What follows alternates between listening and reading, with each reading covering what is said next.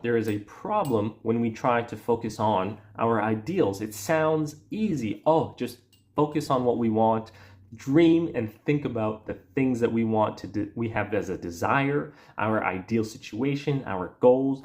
But the big problem is that these come with conditions. We have a lot of conditions before we can allow ourselves the freedom of imagination to conceive of the things that we actually want.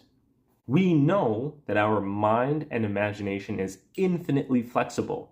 We know that it can think about anything, anywhere, at any given time. We can think about a purple car driving off of a cliff right at this moment. This is the power of our imagination. It can do this on the spot. The problem is when we are very much engrossed and attached to the reality and our five senses.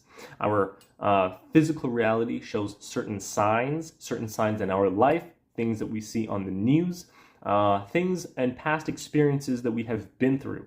So when we say that we want to think about the thing that we want, we can maybe initially do that for 2 seconds, but then the mind comes in and it starts saying things like, well, that doesn't really happen. When has that ever happened in the past? This is not realistic. It needs to be hotter. It needs to be colder. The time needs to be different. We need to be in a different era of time, of history for these things to happen.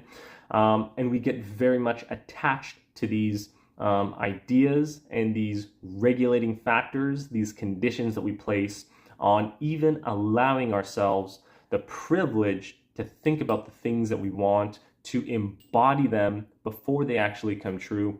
These get shut down from these excuses, these previous patterns, these ultimately constraining ideas of reality and our five senses.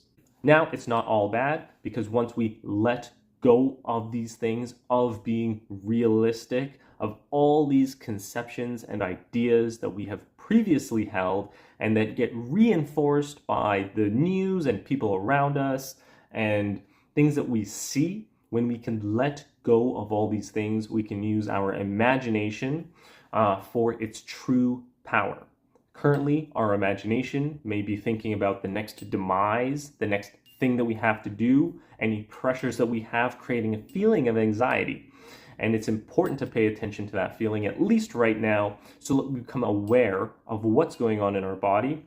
And when we start to imagine the things that we actually desire, the things that we want to pursue, the things that give us life, that expand our heart, that provide so much energy that we could do it all day long, that's when we can start to pay attention to those new feelings that we are generating just by thought.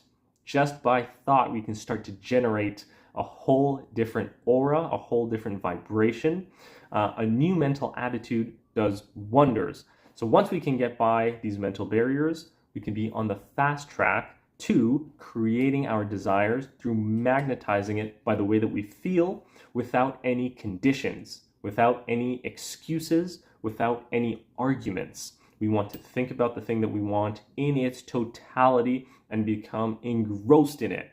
And that will create a different feeling throughout the body. And we can start to pay attention to that and create more of that and momentum.